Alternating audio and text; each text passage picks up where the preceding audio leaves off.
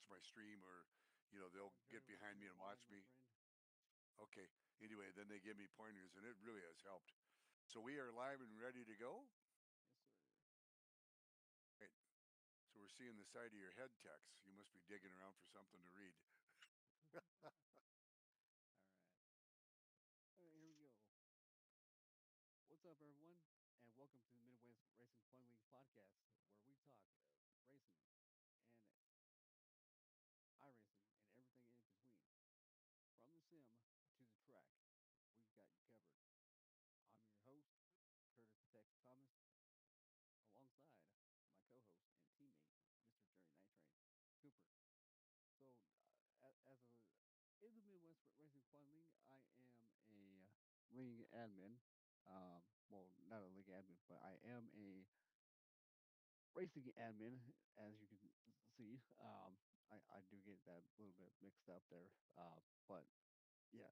So, um, with that being said, Jerry, I know you got a lot of things to talk about, my friend. So why don't you go ahead and bring it up, and we'll get you started. Okay, well, thank you, Tex. Curtis Thomas, our host, and we have a special guest, Josh Lott, who is one of the Chaos guys in the Chaos team with a lot of the people that race with us in the Midwest Racing Fun League. And so Tex is going to talk a little bit with Josh, a little bit about his history. He just was mentioning just before we started that he's been racing sims on the computer since way back. So we'll kind of maybe go through some of that with him. He's obviously very good at racing in the iRacing, and was part of the race tonight in our GT3 tour. But um, we'll be doing mostly that. Talk to Josh first, because it's going to be getting late. But one of the things we want to talk about is also an event that happened on Sunday. Just a little bit about the NASCAR world. We have a young person who is either loved or hated by a lot of fans who won their first race. And I'm thinking I took some notes, and so I'll read about it. I think it was out of oh, where was it? I had it somewhere. Anyway, it was like something like 100 races. I'm not seeing where I had that marked down now real quickly, but he has done a lot of races. 131. So he's been in 131 starts and he finally won a race. So we'll talk a little bit more about that and bring up that name. So we don't want to say it too loud and tell because we don't want people tuning out or puking all over their computers. Right. But we do got to talk about Ty Gibbs and his win at Bristol this weekend. So we'll do that. And then, of course, you're going to talk to Josh a little bit. Josh is hanging out with us, sticking up late tonight a little bit to tell us a little bit about his story, a little bit about the Chaos group that he hangs with, a good bunch of people. And then, of course, the Midwest Racing Fun League, he races with us regularly. So back to you, Tex. And Josh, thank you for hanging out with us tonight. And thanks for joining the podcast tonight. Yeah, no problem. All right, Josh. Couple questions for you. Uh, what got you started in iRacing? I know you talked about uh, the Gran Turismo a little bit, but maybe give our viewers a little something more about who you are and what got you into iRacing. I got bored playing regular RPGs and shooter games, so I started. Yeah, I started picking up like the G920 or 923 or whatever, Hmm. and was playing. Actually, had a little chair rig set up in the bedroom next to the bed. My wife that drove her nuts though. So Right. I'll bet I the wheel cranking and vibrating with the force feedback on those old G920s or 20 oh G29s. yeah, They the made some gearing. noise. Yeah. So she wanted me to get something quieter, bought the Moses setup, but I got into iRacing so I could actually get better. I got tired of playing like Forza and all the arcade stuff, Mhm. and I just want to see how fast I am. And I always try to get faster than everybody else, which not even close. It's a lofty goal, but it's a goal worth trying to get. You mentioned you have a Moza, Josh. So which Moza system do you have? Oh, I have the Moza R12 with the Oh, a nice one. KS, yeah, with the KS wheel and the CRP twos and a Wow. full cockpit.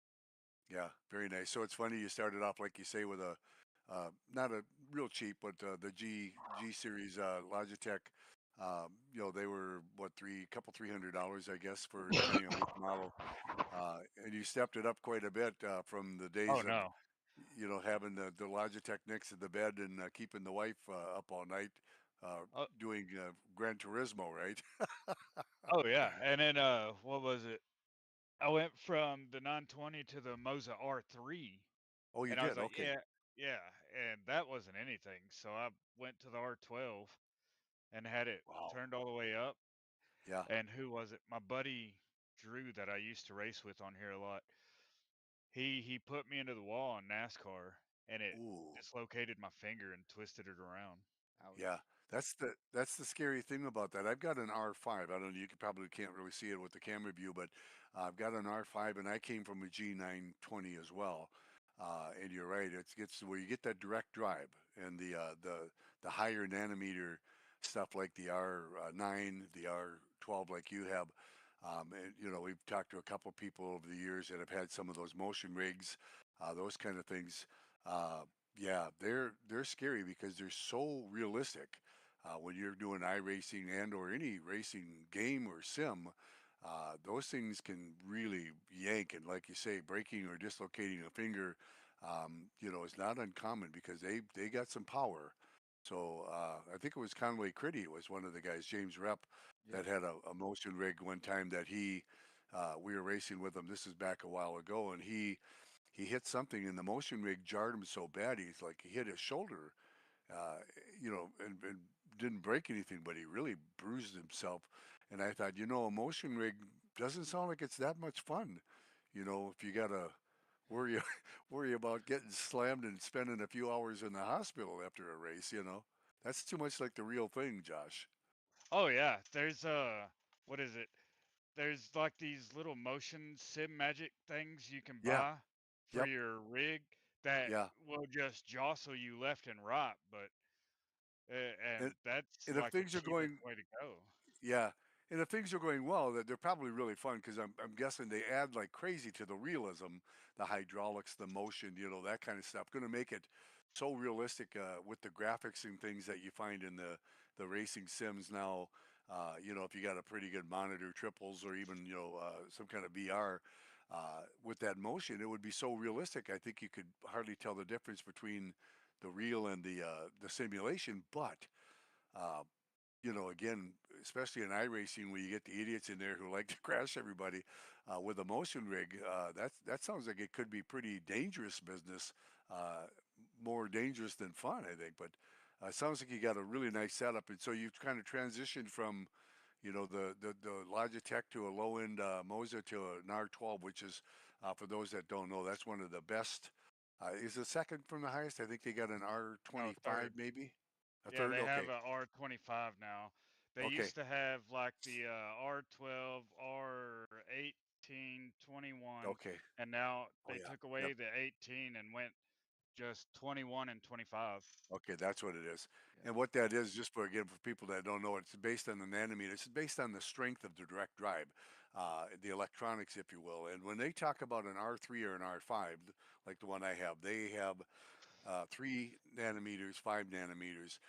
But that, when you hit the wall with the force feedback, if you've got it turned up to any kind of intensity, with any really even 50% or less, it's going to jerk that wheel in your hand, and it's going to really be quite a jarring impact.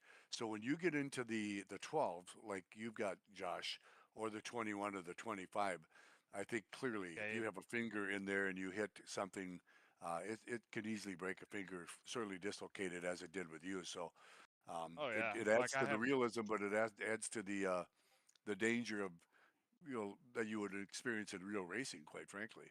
Oh Right. yeah. And with the I'm thinking about getting the R12 or the like Mm, what you got, Jerry. the R5, And yep, yeah, the R5, You, just to go to the R9. the R9. the R9. Yeah, the It's really R9 just a little bit is. more, isn't it, Josh? I don't think it's a Yeah. lot more, but it's got basically twice the power of the R5. Yeah. The R9. If you don't want like if you don't want to like get really hurt or anything like that, the R9's perfect. And then whenever you Ah, get that, I can help y'all. set up the settings for like pristine control and stuff. I've been working on these setups or this settings for I don't know, over a year now to get it right. Right. Yeah, and you use the software, right? The Moza has, I'm trying to think of the Pit House is what they call it. Yeah, I'm Moza assuming Pit it's the House. same.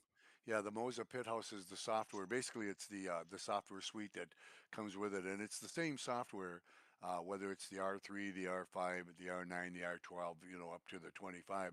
Um, it's really a pretty user friendly. I thought so, Josh. Maybe you feel the same way.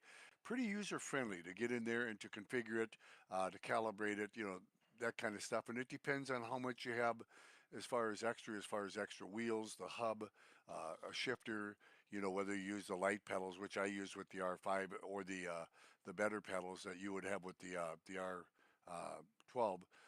But it's a great piece of software, and it really gives you some real linear, real nice detailing of configuring exactly the way it makes it feel the best for you, uh, for Oh your yeah. for your gaming experience, right? So it's a good piece of software that Moza gives you, and it's free with the purchase of that.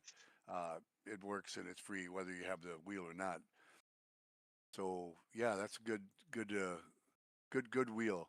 So I was going to look it up, Tex. I don't have it handy, but I bet if you look the price between an R5 bundle and the R9 bundle that Josh is recommending, Right. probably only $100 or so more. I think the R5, everything's gone up quite a bit. The R5 was I want to say just about $400 when Yeah, I the bought mine. I think it was R3 450 was maybe. 300, the Okay, Right. R5 400. I think the R9 is still like 450 or something like that. yeah. Yeah. So really though, when you think about it, 50, 60, $70, whatever it is between the 5 and the 9, again, based on that number is the nanometer, which is the power. You're going from a 5 to a 9, virtually double for 50, $60. You're right, Josh. That seems like a no-brainer that really, if you can afford either one, that would definitely be the one that would be worth spending a few extra bucks on Right. because it Oh is yeah, just a much Now, better wheel. I don't know the if pedals are the main thing you want to worry about Yep. on. right. Yeah. You want Yeah, the the 3 and the 5 are CRP2s. the lights, right? And the 9 and higher, that's the better pedals, those real good Well, ones. no, the 3 and the 5 are the SRPs to the SRP or the SRP lights to the Yep. SRPs. Yep. And then you have the CRP2s. Oh, okay. So it's a whole different setup, or can be. Yeah. Yeah, Okay. you can still use them all together. They've updated where you can use them even like your pedals, even with the R12 and up, but Okay. like you get to change a lot more stuff with your pedals, like the elastomers, and you can buy Yep. the elastomers in an aftermarket spring kit. Yep. And a lot of people do that. They swear by them. They say it's great. See, I've just got the Oh yeah. basic one. So I got the SRP lights, just the two. I never even bought the third pedal, the clutch yet. Kind of the basic bundle, if you will. Um, but a lot of people do say, you get that clutch, you get that shifter, or if you step up, I think Jason did that, Tex. Right. He upgraded to the non-light pedals with his R5. He's got a Moza R5 as well, and he said that, and I do think he did one of those, and it makes it so much more of a better experience and just a much better pedal. The thing I really like about it the most, and you would know that too, Josh, because you came from the Logitech G series. The thing I used to not like about the G series was that was basically a potentiometer inside the casing of the pedals, Oh which yeah. was real subject to dust. And I remember the problem I had. It was a good wheel, the force feedback. It was a little noisy, right? And it wasn't direct drive; it was belt driven, but it was a really good wheel. Kind of fun to start on, as one of my second level, entry level ones. But it seemed like about every couple 3 months I had to tear it apart and get some spray and some silicone spray, and clean out that potentiometer in there because they would get real wonky with dust in there. They wouldn't go to throw full throttle, that kind of stuff. So it was real problematic with that Logitech or anything that's using potentiometers where the Moza, all of them from the R3 right on up, and a lot of the better wheels, the direct drives, if you will, they have a pedal that's basically electronic. So it's really completely, you know, nothing can hurt it as far as dust, environment, that kind of thing. It's going to always work. You calibrate it, and virtually you should never have to worry about it again for the rest of your life, kind of thing. So that's the biggest big plus that I loved about the Moza, aside from the force feedback, the direct drive being a little more precision, but being able to just put the pedals on the rig and never have to think about them again. I think I've had mine for a little over a year. Never had to think about cleaning them. I would have had to clean them 5 times if I would have still been on that Logitech system. Uh, yeah, so on the Logitech, I bought the inverted pedal kit. Oh, you did? Okay. Oh yeah, like that was a whole different ball game. Like you just take an air duster and just spray them out. Oh, it was Yep. awesome. I Yeah, and want I the know my inverted brother pedals Jim. for this. Yeah, my brother Jim had the G922, and I think he did the rubber boot thing. There was a rubber boot that you could take out, kind of a modification that you could do. Because if I remember it, the brake had that really hard rubber boot that made it really hard to press to get more brake, almost to the point where it was hard to brake, full brake, if you will. And there was a where you could take out a rubber booting out of it. Again, if you're fairly comfortable with tech stuff, it wasn't a big deal. But he was able to take that out and made the brake pedal much nicer. Tex, it looks like you've got your Thrustmaster wheel that you want to talk about there. Yes, sir. So this is what I've been talking about, Jerry, like with the stand that I have. The rig, yep, you've got the Yeah, stand, yep, the rig, Hold and on, yep, with I'm gonna that, switch over to that. um, like I said, I've been trying to figure out how to get a little bit more confident with the, other wheels. So maybe the R5, R9 or R5 would be good. yeah, But I mean, that's going to come in the long run or, in the short term. But yeah. who knows? You you won't be disappointed. I think whether you got the R5 or the R9. I think Josh is right. Uh, just the step from any wheel. And Thrustmaster obviously makes good stuff. Logitech makes good stuff. Yeah, All of them do. Fanatic, all of them make good wheels. But when you go from a belt-driven to a direct drive, it really is a whole different animal. The other thing I noticed, Josh, that you might be able to verify too is the Logitech, being belt-driven, it had a little bit of play in it. It wasn't real precise because of the belt, I suppose, where when you go to the direct drive, it feels so responsive. I mean, you turn the wheel, just a little bit, and the car would react, the truck or the vehicle, whatever. Not just in iRacing, but any sim. So the direct drive makes it so much more precise. Uh, not twitchy, but precise, which makes the driving experience much more realistic, much easier to control the car. That's the first thing I noticed when I got into the Moza was I could stay in that line that you had a little more trouble with the belt driven with the Logitech wheel I had before that, and that was partly because of the direct drive. I think with the Moza system. Oh, it's way different. Yeah. Like So this it's is instant instead of yep. you That's have exactly like what it is, Josh. the only way to get the play out and stuff like that is if with the Logitech you do it through the the app. Oh, okay. The dead zone. You can kind of remove the dead zone area out of it, kind of. Yeah, but if Okay. whenever you remove the dead zone, if you're not careful, you'll make it really twitchy. Uh, okay. So you got to know what you're doing, or know somebody who knows what they're doing. But and I know people watching are probably thinking this sounds like it's a commercial for Logitech and Moza wheel systems. Right. And Oh well, Thrustmaster. if you buy one, we don't get anything for it, but we do know that you'll be happier if you get a better wheel. Right. Uh, and Oh that's really yeah. the bottom line is I started off with I want to say it was $60 Best Buy special. It was a Thrustmaster Red Legend system that they had that was $60, and it was a belt driven one. Cheap, two pedals, Right. probably six buttons on the whole thing. But that's what I started with. But then, of course, I went from the controller or the joystick in my case, and I thought that thing was like the cat's meow. Man, having a wheel, the cheapest wheel, that $60 wheel, was like I just bought my own personal jet plane.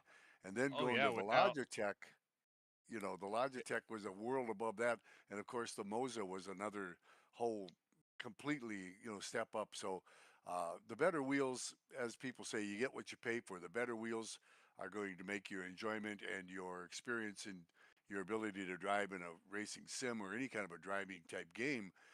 It's going to make it probably much more realistic and much more enjoyable.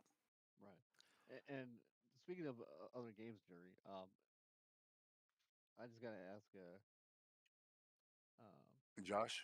Josh here. Yes, thank you. Sorry about that, Josh. Um, do you do anything other than iRacing with your will? Do you do American Truck Yeah, good. Simulator or anything like that? Yeah, I good do question because you had talked about F125. doing. Oh, you do F125. Okay, and that's an EA Sports app. I've got that too. Tex, I think. Do you have it through? You've I got it. have it through Xbox. Yes. Yeah. It would be fun because what we like to do, Josh, and I don't know if that works into your schedule. We do the boys' night on Wednesday night, usually an hour or two before the regular races. We try to do something because when it gets to be late at night, we do our racing, and then it gets to be 10, 11 o'clock at night, usually at the end of the race, like tonight, even. A lot of times people are like, hey, that was fun. Catch you guys later. They're gone. Yep. And so we kind of thought it'd be fun with the group because we got such a good group of people, and we've really become online friends with so many members of the league. Um, that we want to do a little bit more than that. So we race, the couple times at our regular schedule, but then we think about trying to do other stuff. So anyway, Wednesday night before the race, and this would be I'm trying to think of where you're at, Josh. Are you East Coast? No, I'm in Oklahoma Central. Oklahoma, so you're Central Time, same as me. So it usually would be about 6:30, 7 o'clock on Wednesday. We'll usually jump into Discord and say, "Hey, what do you want to play?" And it's usually an hour or two, depending on what our season has. But like tonight, we've been doing that American Truck Sim. We got on with Larry, my brother Jim. We usually get four, five, six people, whoever can do it or wants to, Yeah. and do some gaming. So maybe next week, if you're around, if that is kind of the thing, it'd be fun to get into something with you. We could do some F125. I think everybody's got that one except for maybe Jim. Anyway, you're invited to any time on Wednesday night if you're not busy and, just a game that you have. And we kind of just decide who's going to be around, who's got what. Let's pick one that most of us have and enjoy it. And we do F125, we do Wreckfest. We've done a little bit of everything. We got a premier bowling one, I think, Tex, that we've done a Yep. couple times. Certainly the American Truck Sim, but would love to get Oh into yeah. stuff with you. And it would just be kind of fun to hang out and do something other than racing because, as you know, and as most people would know, when you're in the racing and the iRacing, you don't want to get too much chitter chatter and everybody kind of usually goes to their own channels because otherwise you're trying to focus on the race, and if everybody's blabbing, it gets to be a little bit hard. So the racing thing, we kind of focus on the race, but we'd also like to spend an hour or so a week just playing something where we can tell some bad jokes, hang out, and if you're playing shoot 'em up, bang bang battlefield or something like Yep. that, you can shoot the breeze and it's not going to mean much because it's not the intensity of iRacing in a league race or a ranked race. So, um, what else you get Okay. into besides F125, Josh? Any other programs that you play regularly? Oh yeah. See, I have them pulled up on the Discord stream. Oh, you Like do? the Oh, Okay. that's where I'm hearing the echo from. Okay. like. Oh my bad. Oh, you're good. Uh, what is it? That's the CarX voices in your Street. head, Tex. Right. Yeah. Apparently. Yeah. They're like, But hey, listen to me. You know. I like to Sorry, play Josh. a CarX Street because it's like a big car meeting, right? You build your Yeah. car and stuff like that, Yeah. and you can get a whole bunch of people in one lobby and everything. You can have drift cars, drag Oh, that sounds cars, fun. I think grip Caden gets into that. cars. That's one that I don't have and I haven't played it, but I think Caden gets into that one, and I've seen a handful of people, play it. But yeah, that's kind of the thing where if you got a couple three that you got, and especially the multiplayer, obviously that's where we want to, to stick to the multiplayer stuff. And if you can get three, four people, a lot of the shoot 'em up bang bangs, as you know, Josh, are like four players or even Oh two yeah, co-op, that kind of Yeah. thing. So, depending on who's on, if it's just two or three people, you could get into the battlefields and the Call of Duties and the ones, the shoot 'em up bang bangs that are, four person co-op. But sometimes we might have more than that. So you could do, I believe it's up to eight in the truck driving sim, if I remember, tech. So you could yeah. do Yeah. eight people in a convoy. You can. It's up to eight on the convoy. Yep. It, You isn't there know, a mod you can get where you can get up to like 25 or 50, something like that? 32, I thought. Yeah, I I've think heard I about think there that, was a but I mod. don't know. Yep, I've heard about it. I haven't seen it or used it, but I've heard that there's a mod that you could do that does 32. And you remember the early American Truck Sim? It was what was it called? Truckers MP Right. was a Yeah. third party. Yeah, it was a third party group that basically would would put the overlay in it, if you will, that would do the multiplayer, and they could do up to 32. It didn't work real well when you got that many people in there, but I guess when you get more than 4 or 5 in any multiplayer game, you're going to always run into some lag issues. But with the World of Trucks and the SCS software now with the convoy that they've added to it, they put it all into the program. I believe it's 8 max, but you're right. There's a billion mods that you can do with American Truck Sim. It's a moddable game, and I do think I've heard of one where you can mod it to have more people in there. How it plays, how smooth it is, how good it is as far as a multiplayer experience with that number of people in there, I don't know. But uh, we do four pretty regularly in the American Truck Sim, Josh, with Tex and me and Larry and Jim. And really, the last couple of updates they've done make it what seems to be really pretty smooth with four of us convoying in close proximity, running some load from somewhere to somewhere. So I think they do a pretty nice job with it. The updates have seemed to fix a lot of the networking lag problems that they've had in the earlier days. And on ATS, since you have the Moza, you can get Yeah. a bunch of extra stuff, right? Like I have the stocks, the eight shifter, the splitter for like you can make it just like big rig out on the road. Oh, sure. Yeah. Yeah. So you have a shifter and all that stuff. So see, and I Yeah. don't have that, but I think Tex you do, and you tried Yep, that, and I think I Larry do. actually did. I do with the thrustmaster. Yep. Yeah, where The you can do splitter. the 3x5s and the 4x4s, and the real kind of like truck transmissions, the 10 speeds, the 13 speeds.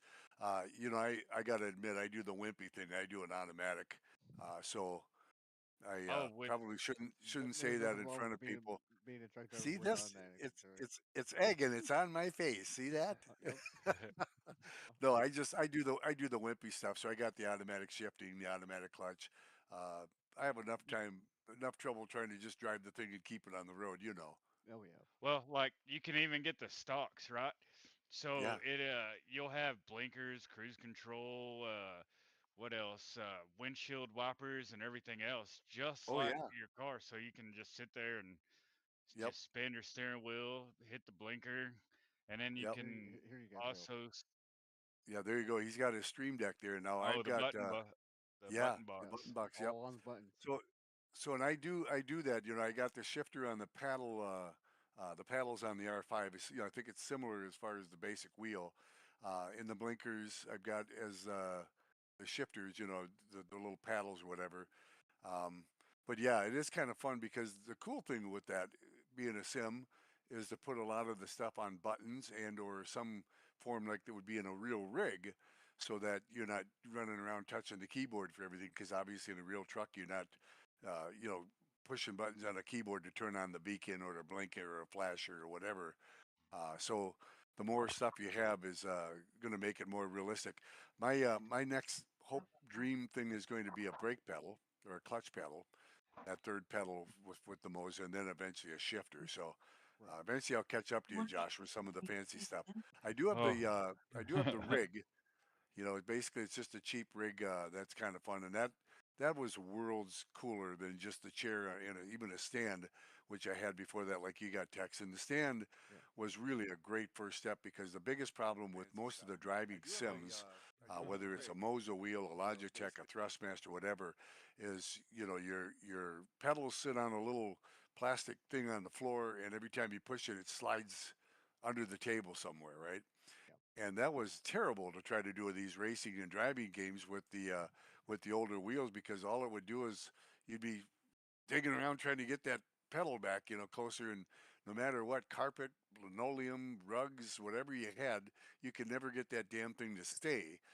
So getting that stand where you mounted the pedals on the stand and the wheel on there, that was a really good step, and it made it where now it feels like a real cockpit of a vehicle, for example. And then when you get into the rig and you get the seat and the whole bit, or the motion rig, like some of the stuff that I think you've got, Josh, then it gets to be where it's scary realism, which is really fun. If you're going to immerse yourself in a computer sim or a computer game, might as well make it something that you're going to really be able to just enjoy and really get into and make it feel real for those few hours that you may be on the computer enjoying that program. Right. And just so you know, sir, my one of my moderators just said that were we became family, which that is true. Yeah. And I'm just glad to be part of this family and be part of the league, and just glad to be here with you guys. And thank you guys for letting me do this podcast. I know you've been working with me for the past year and a half, and on the podcast, and I just can't thank you enough for that. Oh, thank you, Tex. Really, I appreciate we appreciate you, and it has been, and really that's what's good is the league kind of started off with really with just five of us, mostly family, right? This was about 2.5 years ago. Just five of us that just wanted to get in there, and all of a sudden we've got some people joining in, and we really got to be really good friends online. And over the years, it has been like that. Some of the people that have been with us for a long time, and so it's not only just enjoyable and a great pastime. And expensive with iRacing, buying all this stuff, but Oh really yeah. made some good friends, and getting to know you guys and hanging out even for a few hours, whether we're racing or driving sims or whatever. That's why, Josh, it'd be fun to get into some F1 25 or something, just because that way then you can just get to know each other better, and um, obviously getting to be friends and to hang out. Uh, for me, I got to admit, I'm a retired guy. I've retired a number of years ago, and I look forward to the time on the computer, hanging out and chatting like we're doing now. This is really great stuff. I mean, there's only a couple things that could be better, and that's family and Right. that kind of thing, right? And like you say, we are kind of secondary family, so appreciate the nice words, Tex. And again, it's really been a pleasure to hang out with you and to get to know you. And don't take away from your idea. It was your idea to do the podcast, a great idea. And it really, I owe you a big thank you for letting me be a co-host with you, because this was your idea, and it's been fun. It's been really fun just to get on and shoot the breeze a little bit about racing, get special guests on like Josh every once in a while just to talk about stuff and to get to know each other better that way too. So, Oh yeah. Josh, do want to thank you for hanging out and staying up with us tonight and sharing stuff. And I'm kind of envious that you got an R12 and I'm stuck with an R5. But hey, it is what it is, right? Right. Oh, But you can get there too. yep, someday, Right. someday, someday. But yeah, Josh, appreciate it. Appreciate you staying on, and great talking to you. So thanks for racing with us tonight. Thanks for being a part of the league, and Yeah. Thank and you, thanks Josh. for being on the podcast. Appreciate that. No problem. Alrighty, and I'm guessing this would probably be a good time maybe to transition text to talk a little bit about the Tiger guy. Yeah. I think that'd Y'all have a be good good. evening. All right, Josh. You Okay, too. Thank you. take care, Josh. Thank you. Well, I hate to do this because I know this is probably where we're going to have a number of people throw up a little bit in their mouth, or tune out real quick, and but we're going to talk about Ty Gibbs. Yep. So don't hang up on me, please. Don't hang up on me. But Ty Gibbs is somebody that we want to talk about simply because we're race fans. Tex, you and I have talked about. We've been race fans for a long, long time since we were kids. My being a kid was a few years before yours, but since the 50s and the 60s that I can remember, hanging out on Sunday with Dad, watching the racing on TV when it was black and white, right back in the old days, and I've been a race fan forever. Um, NASCAR has always been my cup of tea, although I got to admit, I'm really getting into the road racing and some of the different stuff. For example, Noah Alley hosted a Rallycross Overall Skills Challenge tonight in our second race in the Midwest Racing Fun League. That was funner than heck. It was the FIA Cross Car, which is kind of like a glorified dirt go kart at the Rallycross track at Charlotte. We didn't have a lot of people there, but God, did we have some fun. Oh yeah. And the funnest part was when Jay was in there. Jay's a great road racer. Jay is probably one of the best road racers in the league that I know. And when he gets in there, everybody goes like, "Oh crap! I was hoping I'd have a shot to win tonight, but I guess not." But Jay's amazing. But rallycross isn't his cup of tea, so he was struggling. And so it was funny. Our two best road racers, Dylan and Jay, they were struggling a little bit. Mostly Jay, and Dylan cornered him and knocked one of his four wheels off, but still Right. managed to spin a second. It was just classic. The replay will be on the Twitch channel, the YouTube channel. But Yes. um, the truth is we're NASCAR people, so you got the people you love to hate and the people that you just love. And so tonight we want to talk a little bit about Ty Gibbs because he got his first NASCAR Cup race at Bristol this past weekend. Are you a fan, Tex? You kind of like Ty, the I'm a number fan of Ty 54? Gibbs. Yes, Okay. sir. I know there's a handful of people in the league that say Ty Gibbs. They kind of throw up a little bit in their Right. mouth. I don't really have a feeling. I like them all. I just figure anybody who's got the gonads to jump into a car and go 200 miles an hour, even though they're really amazing how safe they are now compared to the old days. But they still got way more gonads than I got, and I think anybody who can get in the car and do that, and actually kind of do it week after week, and even if they don't win every race, that's still quite a that's a very select few, right? That's a Right. very special group of people. So Ty Gibbs, he actually is Tyler Randall Gibbs, and he was born on October 4th, 2002. So if you do the math, my math teacher would be real proud of me because I could figure this out. 2002, that'd make him 23 years old. Anyway, he is a NASCAR Cup driver and he's also a car owner. He drives the number 54 Toyota Camry for Joe Gibbs Racing, JGR. Joe Gibbs, of course, is the famous NFL football coach who has been a NASCAR team owner for a number of years. And Ty Gibbs is his grandson. So a lot of people, I think, don't like him because they kind of feel like, the silver spoon. He got it because granddaddy Yeah. got him a ride in NASCAR. Whether that's true or not, who knows? Who cares? Ty Yeah. Gibbs was a 2022 Xfinity Series champion for that year, so he's done well at most levels. And he was also the ARCA Menard Series champion in 2021, the year before. So he moved up the ladder quickly. Maybe that's partly because, Granddad had a lot of clout in NASCAR and had a team and that kind of thing. But Ty Gibbs is also the owner of the number 54 JGR car in the O'Reilly Auto Parts series. So he drives the Cup car for his grandfather, and he owns a car in the O'Reilly Auto Parts series, the number 54. So that's pretty cool. Now, Ty Gibbs began his racing career racing go karts. Speaking of those cross cars, kind of like glorified go karts, I think a lot of the good racers started off either, with go karts or dirt, that kind of thing. And Right. really, when they were so young, they weren't even old enough to get a license, right? Oh yeah. But he started off in go karts on dirt and asphalt around Myrtle Beach, South Carolina, and the speedway there at Myrtle Beach. One of the tracks that actually they have in iRacing, and it's a fun one. It's a real great short track that is there in Myrtle Beach, which is a beautiful area of the country too. Anyway, he was driving for Nelson Motorsports team, their number 18 car back in those days, and he spent a couple of years driving late models for the Marlowe Racing group in 2017 and 2018. So, he's been around racing for a while. Tyler Randall Gibbs is 23 years old, as I mentioned. He was born in the heart of the NASCAR country in Charlotte, North Carolina. Of course, that's kind of the home base for the NASCAR there in Charlotte, North Carolina. He started in 2026. He started that racing season at Daytona. He took a 23rd place, but 2 months later, he would earn his first win in his NASCAR Cup win at Bristol, which was last Sunday. In what was his 131st start. Now, he's the sixth driver to win his first NASCAR race at Bristol Motor Speedway. So there's something magical about Bristol in so many ways.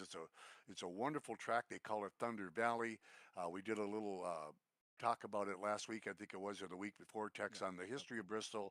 Bristol. Been around since the early '60s. A great track. One of those places that's on my bucket list that I'd love to go to.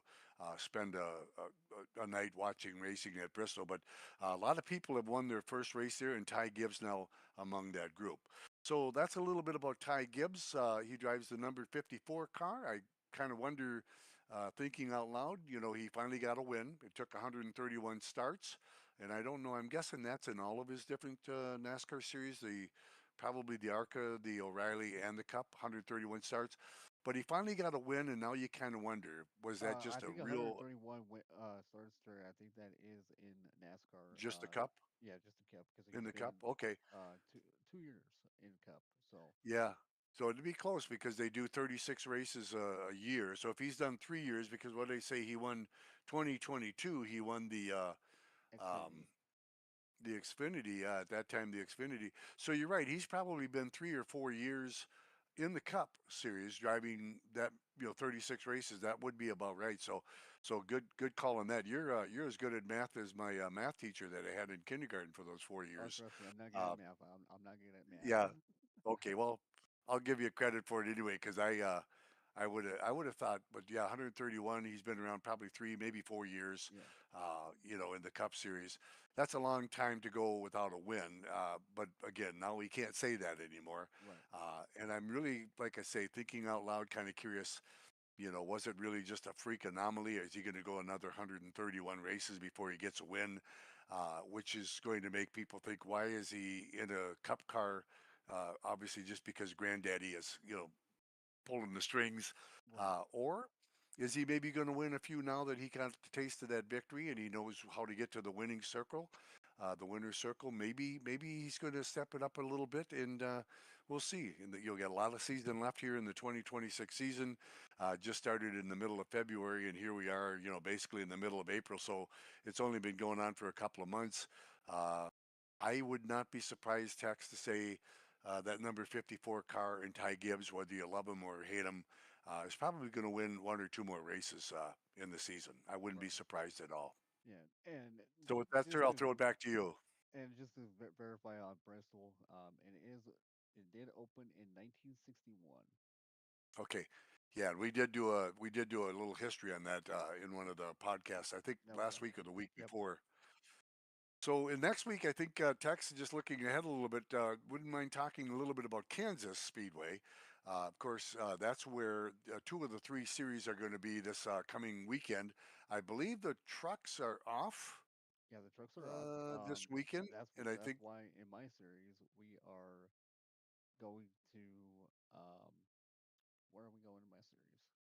you're going to Charlotte, Yep, that's right? why we're going to Charlotte because that's the next race of the Cup Series. Yeah, it looks like And the trucks are off until May 1st. I'm looking at the schedule here, May 1st. So the trucks actually have a couple weeks off, but yeah, Kansas Speedway is going to be the home for the O'Reilly Auto Parts race on the Saturday, the 18th, coming up this Saturday. And then, of course, the Cup race will be on the 19th. Now, the nice thing about that is, again, for those that, depending on what you have for satellite cable, that kind of thing, the O'Reilly Auto Parts race on Saturday is always on the CW, which is a local off air channel in most bigger cities. That's one I can watch on my antenna on my regular TV, that most people can get. And it's also available, of course, on most satellite and streaming services, kind of thing.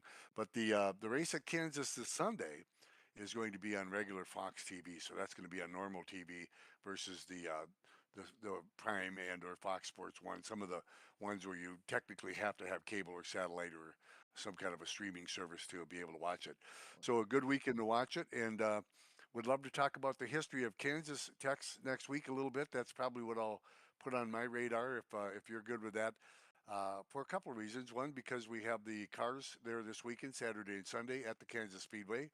And two, my wife and I, back whenever it was, and I can't remember the year, but I want to say 2003, 2004, I can probably, look if that you up right now, Jerry. their opening year.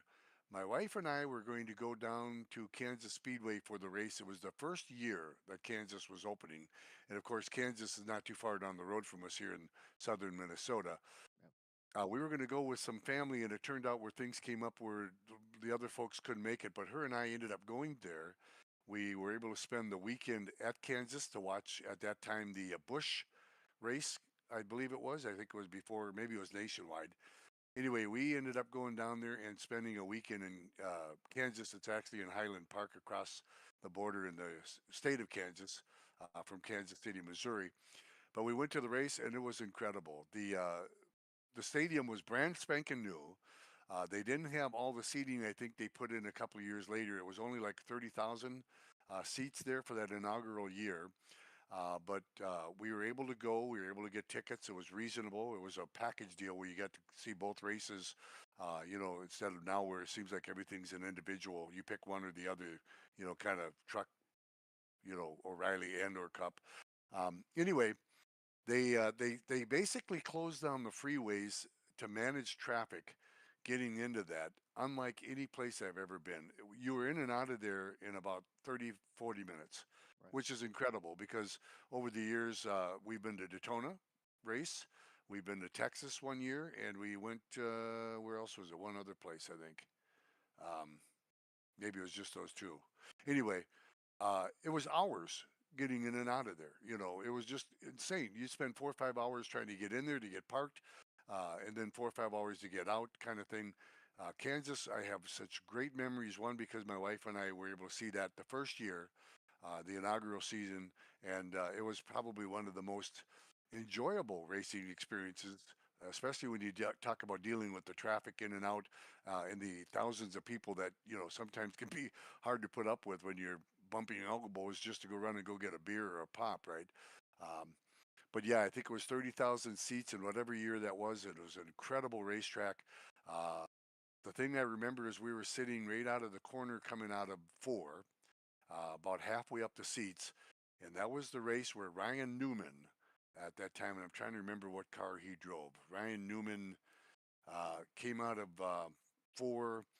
Anyway, I think he bumped somebody and he hit the wall really a ton. You know, it's a mile and a half oval. They're doing 170, 160 miles an hour.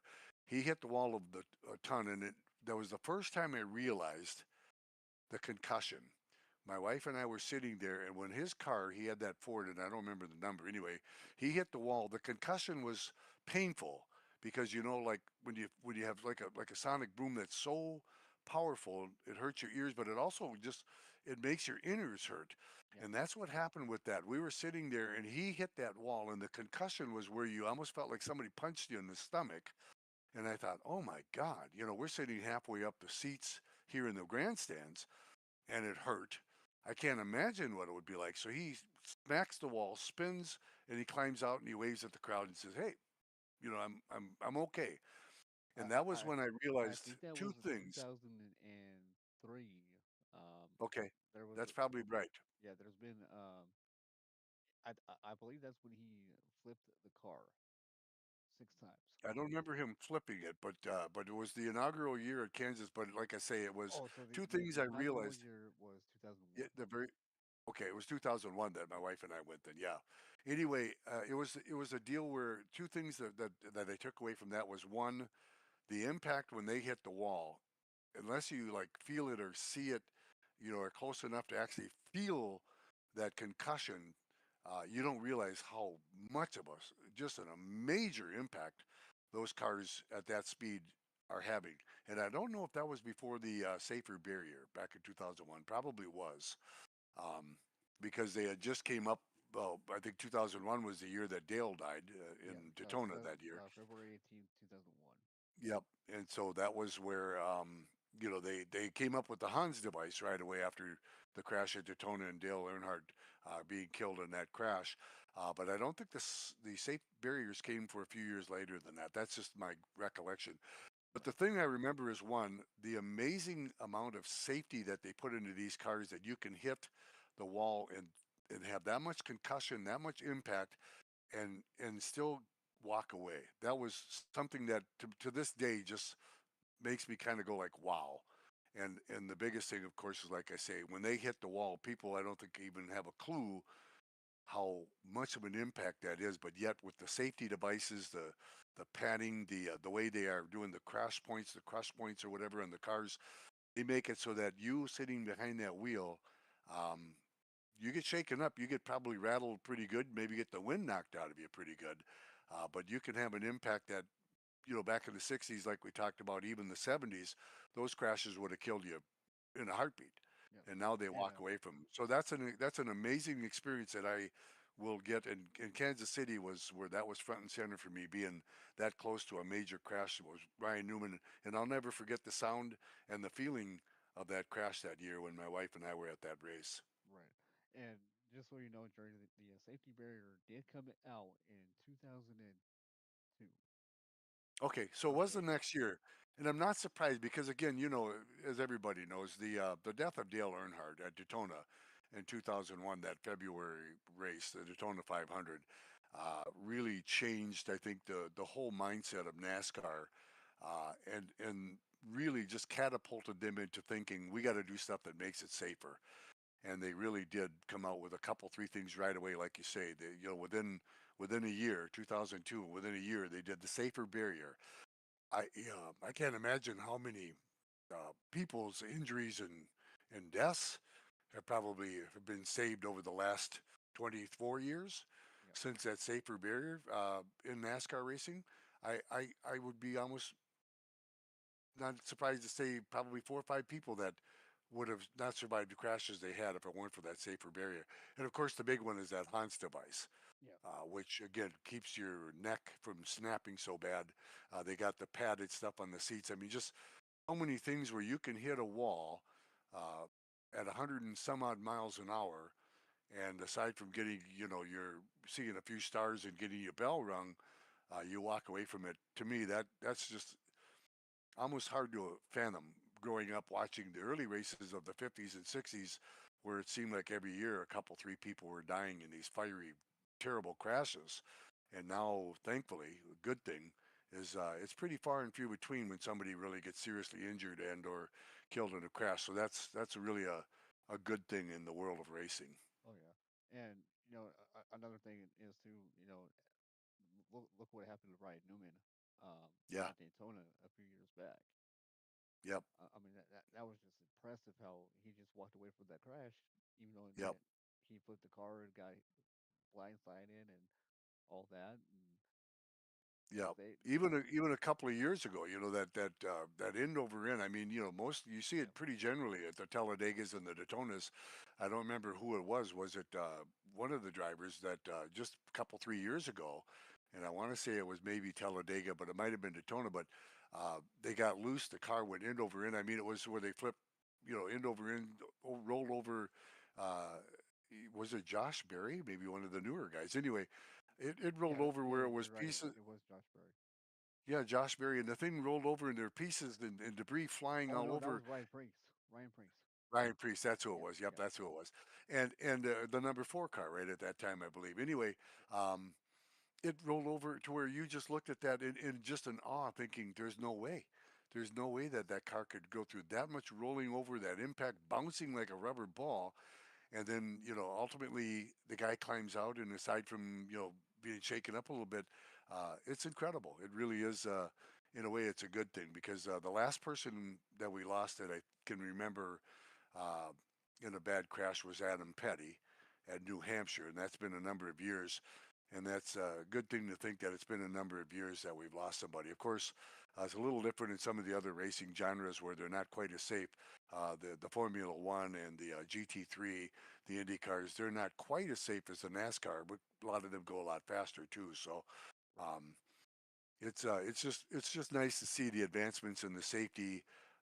But I still think anybody that gets into a race car, whether it's Dylan on Friday night up there in Saskatchewan, or Yep. our local guys here at the local track around Denver where you're at, or Minneapolis where I'm at, they still got a lot of gonads to get in those cars and go that fast. Oh Whether yeah. it's the Cup cars or whether it's Saturday night racing at your local street stocks, Yep. uh, that's a class of people that uh, they got they got kind of nerves of steel, no doubt about it. Oh yeah. And it's pretty funny.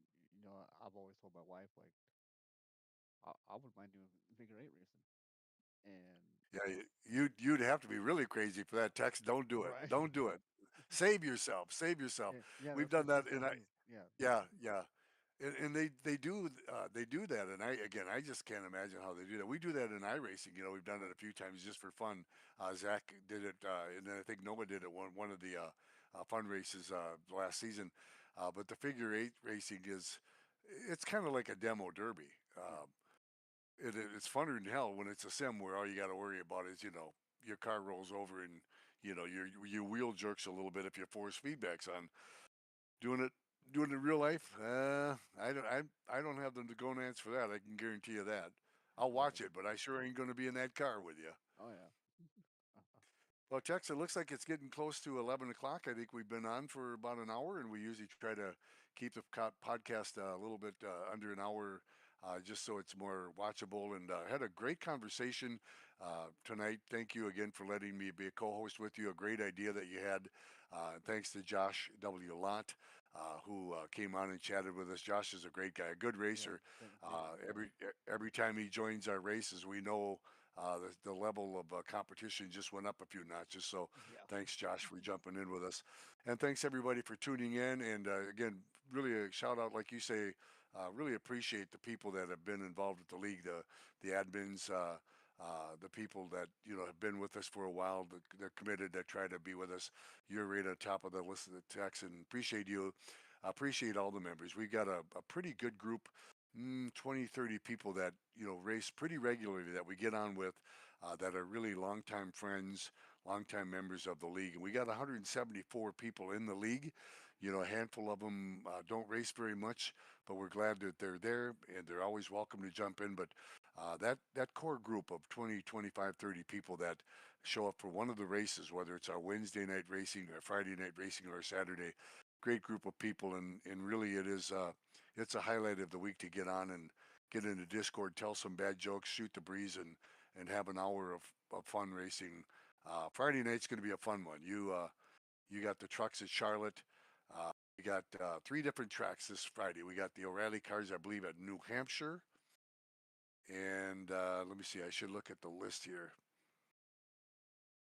We got three different races, and it's going to be fun. Yeah, we have Michigan. So Zach is going to have the O'Reilly cars at Michigan. That should be fun. That's our second race on Friday.